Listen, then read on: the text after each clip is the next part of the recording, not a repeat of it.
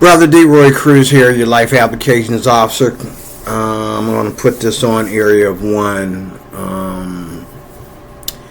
I promised Facebook that I would do this video today. I did the first part of this on Facebook, and I told Facebook that I'm about to get radical. I might get radical, but then again, I think I got radical enough on Facebook today. I don't need to push it, but this whole Donnie Swaggart thing that went viral all over YouTube and television about Donnie Swaggart yelling at black people for being so dumb. The black church. We're not talking about you heathens. We're talking about the black church. Okay? The black church. Not you heathens. This is the black church. He was yelling at the black church for being so dumb and narrow-minded about the Democratic Party. You know, I used to, at one time, vote Democrat because that's what all my friends and relatives were doing. And then one day, you know, a pastor of mine, yes, he was white, he told me the truth about what I was investing in. And once I started to look for people this color skin, like my man Brandon Tatum, who is a conservative. And I've met conservatives not only on YouTube, but in my life, that are very conservative about the Republican Party and very anti-Democrat about the Democratic Party. Now, there are those who will vote both ways. Anyone that votes both ways, to me, is a Democrat. You know, you're only thinking about yourself. So you're going to say, oh, well, this year I'll vote Republican, next year I'll vote Democrat, I might go back to Republican, I don't know. Usually, you're going to lean more towards the Democratic side. Now, if I didn't think that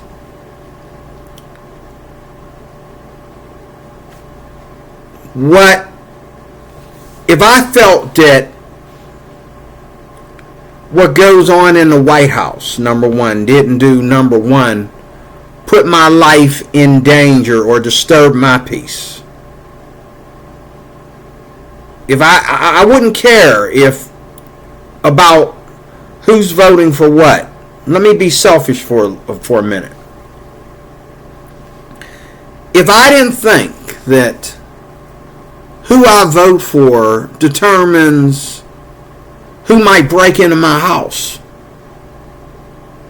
who I vote for might determine, and here's the big one, who I vote for might determine, even for that little 4 years that he or she's going to be in office, who I vote for may determine the image that people see that causes them to react.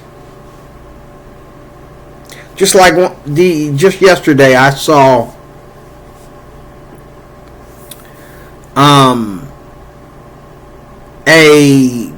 a gay girl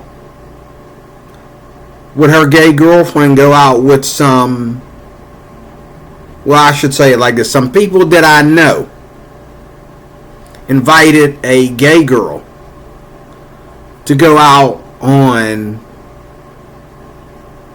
a date with them. You know, they went out on dates. Of course, I take that back because the one lady did not bring her husband. Oh, wait a minute, she did. She did bring her husband. And then there was a lady that went that didn't bring anybody. She was by herself. And then there was a gay couple.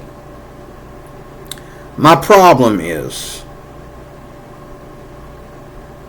it's okay for us to pick our sides.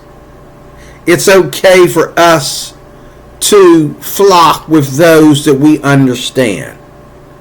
Now, if you're flocking with people because of their skin color, yeah, that's dumb. Like, if we all went to the same college, we were all in the military together, we do the same kind of work, we all have college degrees. Okay, why is certain people taking a distinction? If I went to college with you, and I took the same classes with you, and I got enough money to go out tonight with you, and to pay my own way, what makes you think that you're still something else that separates you from me and who I am? There's really not that much there.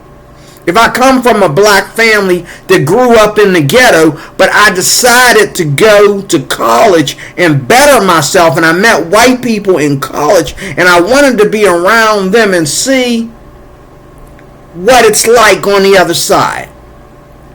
And that is one of the reasons why I went to college. But you got some people, they're like, no matter how educated, no matter how rich you get, you're still a nigger. And that's the way a lot of people look at us. No doubt. And you know what? There's nothing we can do about that. We don't have a home to go back to. We don't speak another language. We have nothing. What have we brought? We know we never lived somewhere else and brought something over here to America, us black folks I'm talking about. We never lived somewhere else for a while and came over here looking for asylum and brought something with us. You know, these Indian people, they come over here and go to college and they immediately build our, add, enhancement to things here in America. They add enhancement to business. These are very dark complected people, may I add. And to me, if I was to judge, I would say black people look better than Indian people, especially the men, except for their hair. I wish I had their hair. Okay? But the women, I'm not going to say nothing. Separate the women from the men, okay? But on a culture level, y'all made for each other because y'all don't know, you think something means something when it means nothing, okay? And the Indian women are that way too. Now, don't get me wrong, there's a lot more Indian women marrying black men today. But that is the smallest number of women marrying black men. There are more white women marrying black men. There are more Asian women after white women marrying more black men. Okay? There are plenty of Spanish women marrying black men. Okay? And a lot of black women are trying to get away from black men and they're marrying white men. Especially when they decide that they want to go to college. And they want to come out and they want to live good. They don't want to have to pay a brother's bills for him. They want a man that's going to let them have at least half their own money to themselves. I mean, there ain't nothing wrong with that. Like, if I marry a woman, at least this was my vision. This was what I want. I think a lot of other black men want this too. Not a lot, but some. Compared to, they want to, that's why when guys get into rap music and they, get in the music scene or the especially the music scene, and they make it big. They just do everything for their women. Okay? And they give them whatever they want. They just buy them a credit card and say, knock yourself out. I'll pay the balance. I mean, and I would love to be married to a woman to where whatever she does, it's hers. Like, I'm taking care of her, and if she does have a job, okay, I would like, I wish I could have it like that. I can't have it like that right now, I know that, but I wish that money could just be hers. I don't have to worry about it. Then when I run into a jam, she can just hand me her credit card and say, pay the bill. Or hand me her credit card and say, I'm paying for this. Or you know what, I'm going to get the car out of the shop. Or I'm going to get us home. We're stranded. I'm going to get us home or whatever. But initially, her money stays her money. And if I run into a jam, she got money. She got her own money. Okay? Because of her job or because of her father or her inheritance or whatever. That can be her money. I don't need to touch it unless, I would like to think that she would have my back if she knows that I do everything for her and, But what's the point in me mentioning that is because that is the way it's supposed to be. That is the dream. And the reason why we have so much problems or so many problems with women today is because that never happens anymore. The reason why a man complains about money and complains about being rich and being poor or never being rich and always being poor is because when it comes to women, they're going to judge him by what he's able. They're going to judge him by his bread and toys. Now that's wrong. But even in the church, even a Christian woman has a right to expect to be with a man, to expect to be with a man. What's wrong is when she does meet potential men that are good for her, she is counting dollars instead of character. And that's not good. That's bad. And there's a lot of Christian women like that who they know they're pretty. And there's nothing wrong with a pretty woman saying, hey, I'm pretty. I'm built pretty nice. I want a man that's handsome and built nice. And also, a lot of men can go to the gym more than they can pay the bills. A lot of men can get in shape better than they can take care of a woman. Matter of fact, a lot of men can get in shape better than they can be good in bed. Okay? Getting in shape is easy. Okay? But money is a blessing from God, and it happens or it doesn't happen. It's not always, this is the thing. You can't say it doesn't happen when you never try. You can't say it never happens when you don't have the mindset to go that route. Okay? But even for men to go that route, it doesn't always happen. 9 out of 10, it doesn't. It happens when you least expect it. You're making an investment and you don't think it's like gambling. You go to the casino and you've been going to the casino. And today you figure you're only putting in, $100 today. You're going to blow $100 at the casino today. And boom, you walk out of here with 500. Okay? You didn't expect that. And it's the same way with business. Like, You're trying to sell a product. You're trying to distribute that product or whatever, and your cut comes back, and you didn't know that the product sold that well. Your cut comes back. You got more money this week than what you make on your job in a month. Okay? Enough of that. I don't know how I'm getting on topic with that. I'm just trying to get into your mindset about how you look at life. Everybody has to look at life that way. And every man that can take care, that makes enough money so that if he's with a woman, this is where I was going with this, where if he's a woman, if he's with a woman, he takes care of her. He doesn't give to her and then worry about what it's going to cost him. Oh, I'm going to go broke on this expensive woman. Okay? Now, I think even if you are a super billionaire, I don't care if you're Elon Musk, if you got a woman that's blowing cash every day, like no woman should spend $1,000 a day.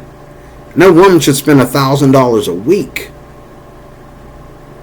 Unless part of that $1,000 is an investment in her own business, which she is running, and getting that money back, then maybe I can see her blowing $1,000 of her husband's money into her own business, or something that she does, But no woman should be spending $1,000 a week on anything, or even a bunch of things. Okay, unless you staying at an expensive hotel for two and eating a whole smorgasbord of food, there ain't no reason for you to be spending $1,000 in a week. Okay? There really isn't. Okay? I know there's some places I would like to go before I die. You can spend $1,000 in a day. Some places I'd like to go. You don't go there without money. That's why women act the way they do when you go there. Because they know you didn't come there broke. That's why when you go to certain countries,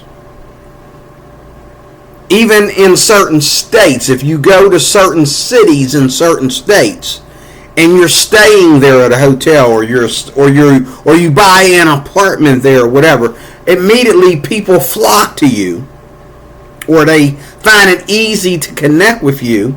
They're not afraid of you. They think you got something, you got some kind of net worth or something, because why? They know that everybody that is there, that parks on that street, got money. Because everything on that street is expensive. Ain't nobody parking on the street to just walk down the street and look at the expensive girls that they can't never get with. If you park on that street and you buy a hot dog on that street, 9 out of 10, your car is expensive as the other cars on that street, and that hot dog is expensive. The clothes you got on are expensive.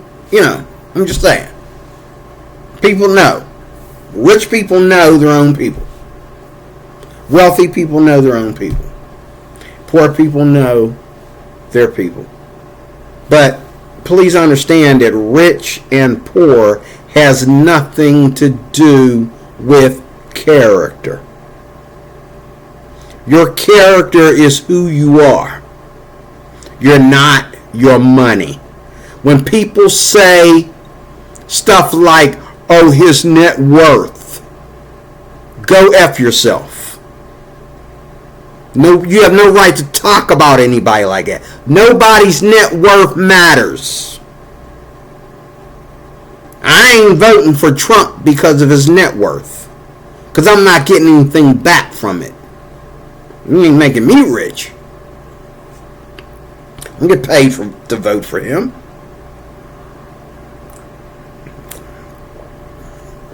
I vote for Trump because of this image that I see. And the image is called conservatism. We conserve the nuclear family, first of all. We conserve the right to be Christian and to be separate from these other issues. Okay? It should not be hate mongering or hate attitude or hate speech or something, because I don't really feel comfortable with a lesbian going out to dinner with me and my girl. Me and my date. Does that mean I hate gays? No, I just think that we're on different sides of the track. I just think,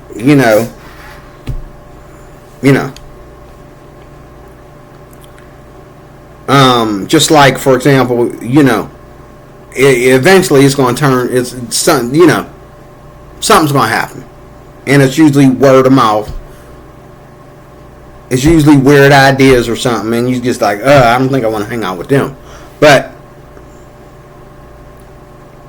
people, for example, as well, you don't have poor people hanging around rich people, because you're only hanging around rich people because you're looking for a handout. And that's the wrong way to hang out around rich people. Well, you're only good for it unless you're giving me something. Well, if that's your case, you don't need to be hanging around rich people, because you're a loser. You're ignorant. You're ignorant about rich people, so stay away from them.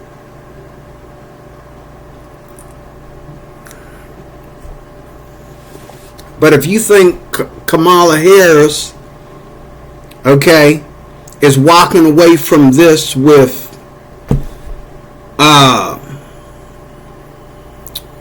Twitter money or Facebook money or YouTube money, no. Harris and anybody else that becomes president walks away from this with enough money to buy Twitter, to buy Facebook.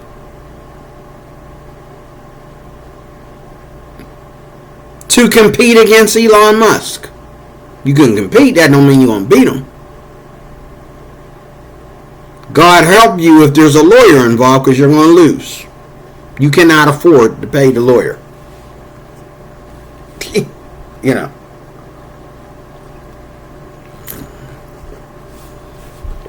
But this whole thing, my point is, this whole saga against rich people is idiotic.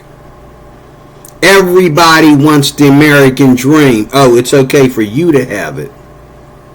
But if I have it, and I try to do anything but leave the country, there's something wrong with me, because I got it, you don't. And Christians, out of all people, got to be the stupid idiots to separate look, money is secular. That's the one thing that is secular that does never become Christian. Those tithes and offerings are secular. You cannot make money holy. There's no holy money. Every time you pull $1 out of your wallet, that dollar has the all-seeing eye of Horus on the back of it.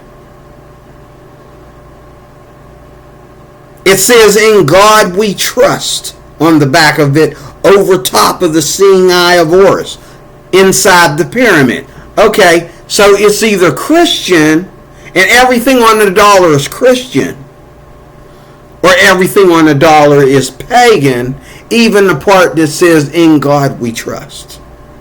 Because what God are you talking about? Well, it's a capital G.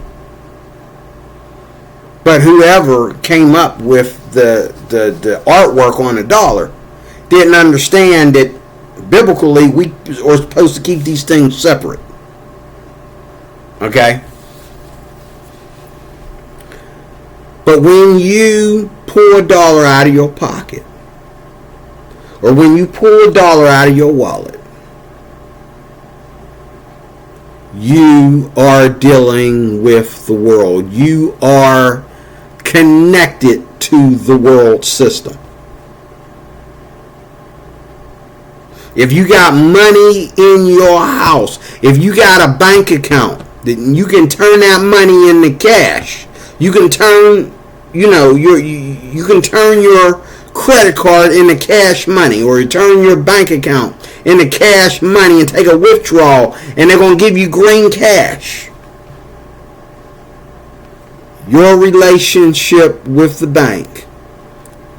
You got something in your house that is just as worldly as the fornicator next door. And Paul talked about, when he said overcome the world, he wasn't talking about everything, because we wouldn't have nobody to evangelize if we abstain from the entire world. He meant abstain, separate your lifestyle from the lifestyles of fornicators and people who make money off of being greedy and make money off of paganism and heathenous acts, hedonistic acts. Okay?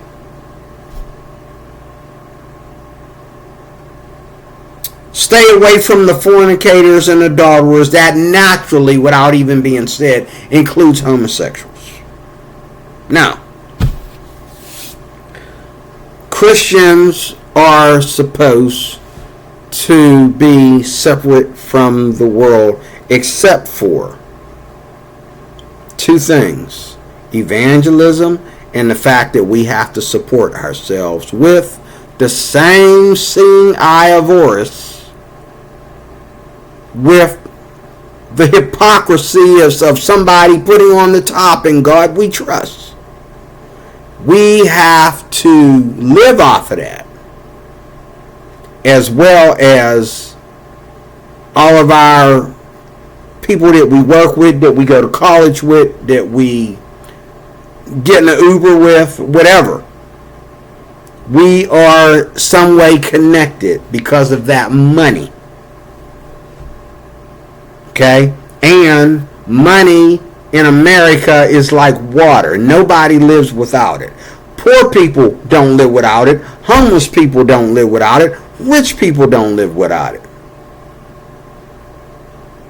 Rich people live without money better than poor people do. Because once you spent a certain amount of money on all these different things, you can go without spending any for a while. And everything you have, you own it. This is how your phone provider stays wealthy. This is how your cable company stays wealthy. This is how your water company, this is how they survive. Because they don't allow you to buy your water or buy your phone and just, you paid so many thousands of dollars, now the phone service is free now. From now on, you paid so many thousands of dollars, and now your phone service, your phone will work for you. The service will work for you. You don't owe no installments. It'll work for you for the rest of your life. I don't think people have it that way. I think that's how these companies stay in business. There will always be people out there that have a wealthy thing behind them, because they make sure that they never ever let anybody pay anything off. Every month, many people owe them. And that's how. That's one of the ways to be rich. Right there. Okay?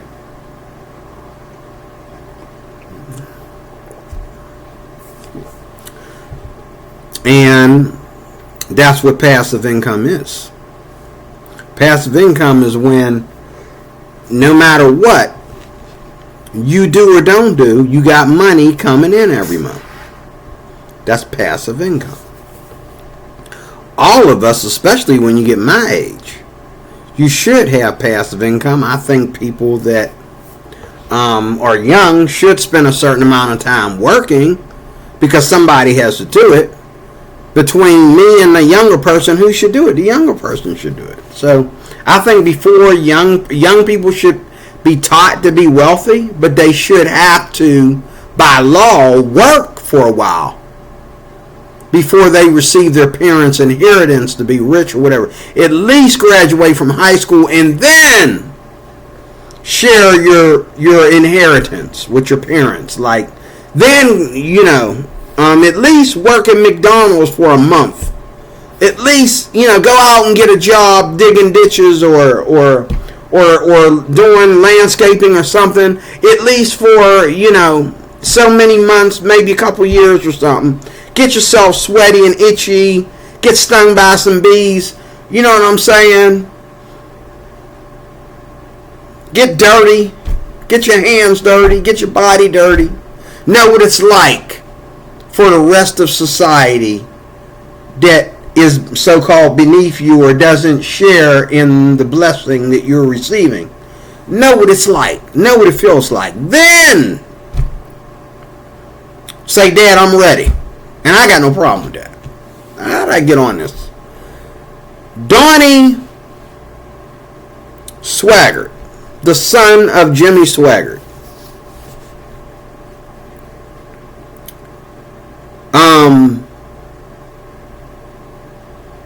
shouted out at the black church for their involvement with the Democratic Party and being so in love and glued to the Democratic Party that they don't know the difference between paganism and Christ. They think it's all the same thing.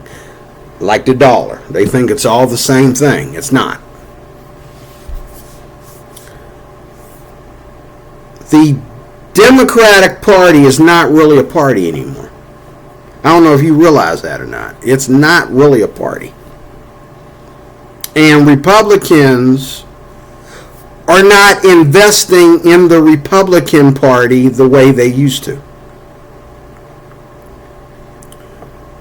The Republican Party has, and this is what Donald Trump is not talking about at his rallies. This is what Donald Trump is not talking about at a Joe Rogan interview or a Hannity, or a Carlton interview. He's not telling you that the reason why he's so bent on beating Kamala is because he knows things about the White House and what's currently going on in the White House and what's been going on in the White House. Okay? Just like P. Diddy. He's in prison now. Everybody's afraid to buy baby oil because they're afraid that, because they're calling baby oil Diddy. They don't even call it baby oil no more. They just say, hey, sweetheart, I'm going to the store to get me some Diddy. And she's like, okay. She knows that's baby oil. Not that you're gay or anything. You just going to get some Diddy. Okay? Okay? That's what's going on. And which reminds me, I haven't used baby oil in a while. I got to get me some. And when I get me some, I got a real good Diddy joke that I'm going to put on all 4 of my channels, including Facebook. Okay?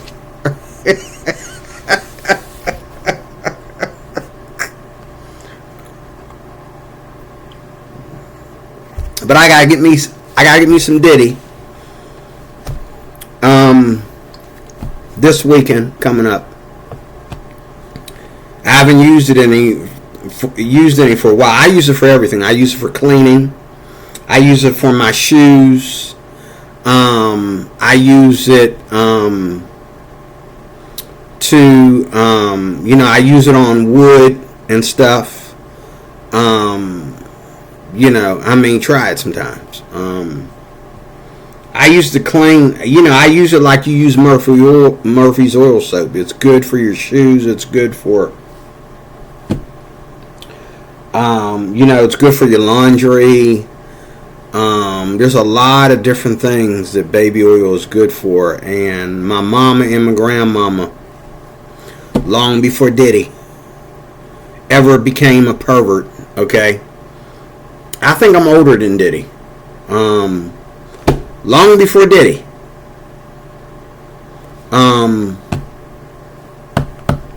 Yeah. We had all uses for baby oil except that usage right there. That, that virgin hole that I was telling you about earlier, says Cat Williams, okay?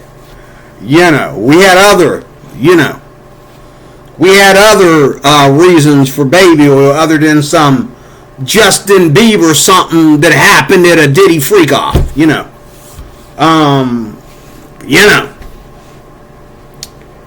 But anyway, I'm gonna call this good rambling, and I'm closing right here. Donnie Swaggart, I agree with you 100%, brother. I've been saying this, and people that watch this channel right here and my Christian channel, Cruise for Christ, they know. I've been saying this for the longest. Donald Trump ain't got nothing to do with black people, sending black people back to Africa, or doing anything wrong to black people, or hating on black people anymore, okay?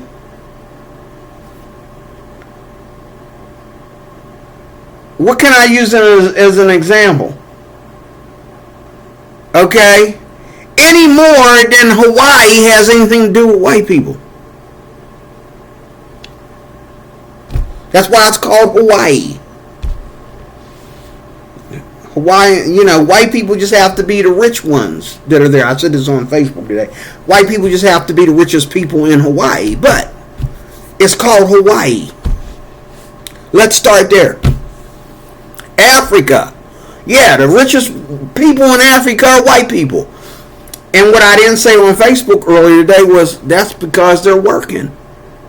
They're doing a job that they ain't black people, they're African. They're not black. There's a difference between black and African. They're doing a job that African people can't do. They don't have the education or the skills to do it. And those that do have the education and the skills to do it, okay, are going to be working for these white people, helping them out. They're going to get the lowest pay compared to the people that are running the grid, okay? Here in America, we're still calling that slavery. Over there, they might be calling that employment, okay? But slavery at one time was employment too. Okay? You paid by working to have a wife. Okay? They don't talk about that. White man gave the slaves things when they did a good job for them. They gave them wives. They gave the men wives. They allowed the women to get pregnant by their African American husbands, whatever. And they had these white surrogate nurses taking care, and black, taking care of these women while they were pregnant. They were able to skip slavery for a while that they might have children. No one talks about this.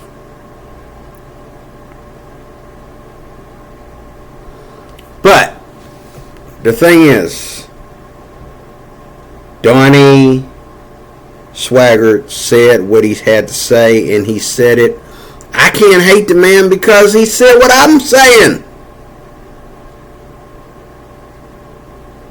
Nobody. Let me get a prop.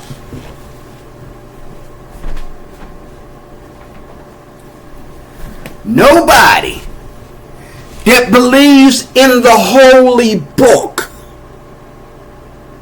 I don't care if it's only 10 seconds of it. I don't care if you're an atheist. If you believe in anything in this holy book, you got no goddamn business voting Democrat. And I'm going to keep saying that till somebody slaps me senseless. Because it's the truth. There ain't no such thing. There are no Democrats in this book. Well, D-Roy, you're sounding like the Bible is about Democrats and Republicans. No, the Bible is about Christians versus pagans. Which is Republicans versus Democrats. Okay?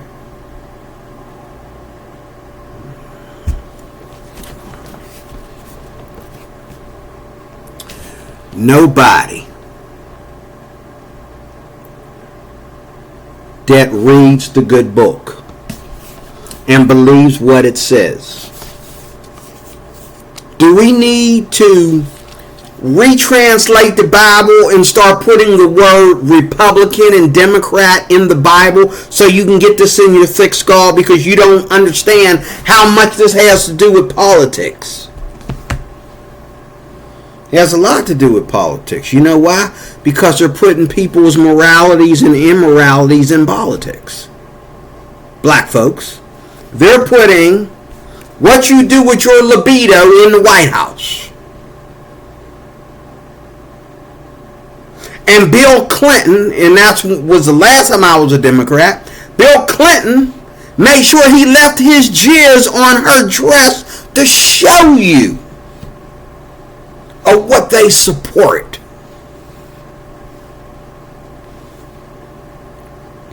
And when you go after Donald Trump about something that he did long before he met Melania,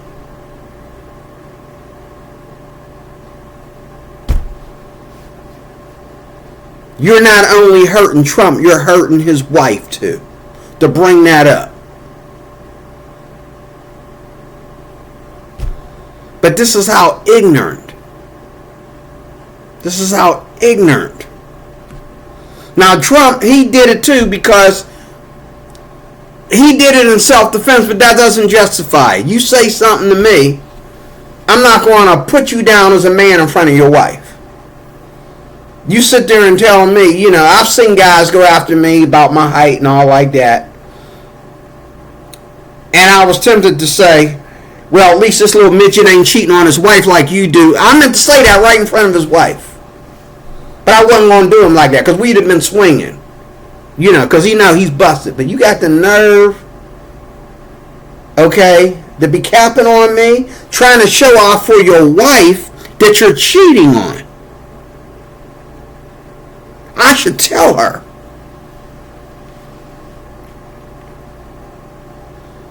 I should create a joke and see if she gets it. Do a little D-Roy joke and see if she can read between the thin lines to the big ones and see that your husband's sitting there trying to show off for you after I just seen him coming out of the janitor's closet with so-and-so.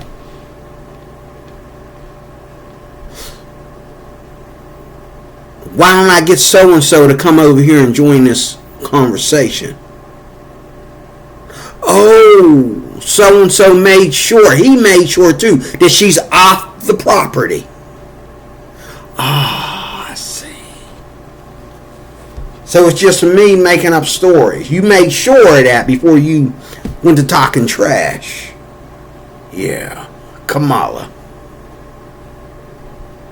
You made sure of that before you started talking trash. Nobody wants to say in front of your husband and remind you where you've been sharing your pubic hairs at, Miss Kamala. Now, is it Kamala or is it Kamala? Because I call her Kamala Harris, and nobody stops me. I have a bad time with names, but there are so many people that call her Kamala Harris, and most people, though, I'm finding out recently, are calling her Kamala. Which is it?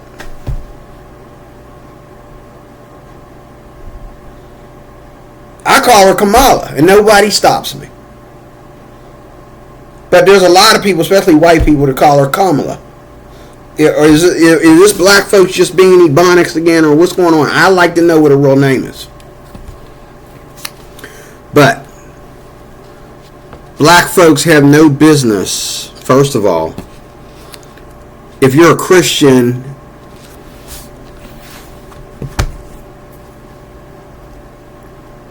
in closing,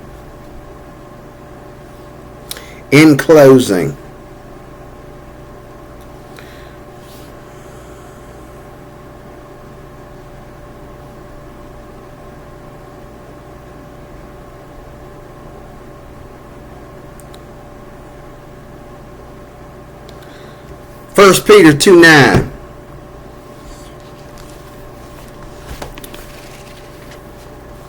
This is Christians. This is why. Now, this is not my translation. This is more modern. I'm more into the traditional text. This is some new stuff. Okay, but we're gonna see. We're gonna see. So far, it's a lot of places it says what the traditional text says in an easier way. That's where I read it, but we'll see if it's in here. There's certain things you cannot leave out of this verse because that's what makes the verse. Christians would not be tripping over it if it didn't say this. 1 Peter 2:9, like I thought. Alright, listen to this. But you are a chosen race, a royal priesthood, a holy nation, thank you, a people for his possession, so that you may proclaim the praises of the one who called you out of darkness into his marvelous light. Chosen race. Now he's talking to the Jews here. But this also is because, let me go to the end. This also translates to Christians, because it says here, submit to every human authority because of the Lord, whether to the emperor as the supreme authority or to the governors as those sent out by him to punish those who do what is evil and to praise those who do what is good. For it is God's will that you silence the ignorance of foolish people by doing good. Submit as free people, not using your freedom as a cover up for evil, but as God's slaves. Honor everyone. Love the brothers and sisters. Fear God. Honor the emperor. Okay.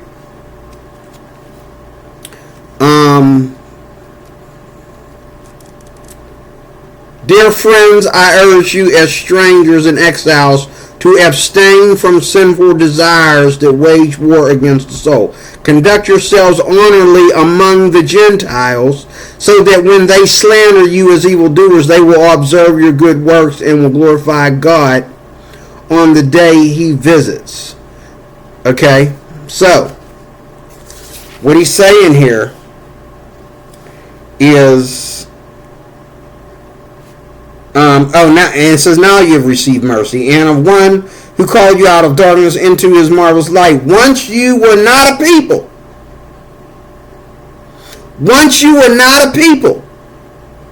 But now you are God's people. You had not received mercy, but now you have received mercy. So the Gentiles received Christ. They got grafted in first a long time ago. And here in 1 Peter, Paul is talking to a Jewish church and telling them that you are a royal priesthood. So when people say, oh, well, that's talking to the Jews, it's talking to Christians. Because what did they have to do? They had to become Christians. It's, you don't have to, anywhere in this is a Christian Bible. It's for Christians. It's not for Jews. Jews have their own Bible. If a Jew becomes a Christian in this Bible, then he's on the same Christian foundation that I'm on. So when it's talking to Jews, it's also talking to Christians. We are a chosen people. We are a peculiar race. We are God's own possession. There's no more black or white. Okay? Donnie, you said a good thing. I hope you're ready to let black people share the pulpit with you, since you're going to talk like that. I hope you're reaching out with a loving arms. I know you got black people going to your church, but I hope you're reaching out to more and more black people that want to escape this crazy matrix with open arms. Even up to sharing the pulpit, the power and authority to tithes and offerings with black people.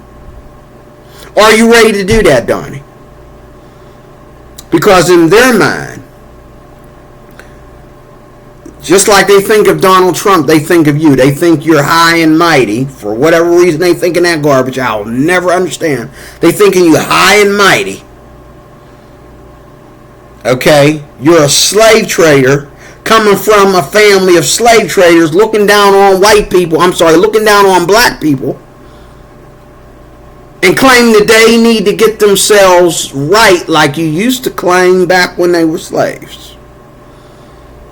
And this ain't DeRoy Cruz thinking. This is DeRoy Cruz knowing how they think, because I left the black church and joined the mixed multitude.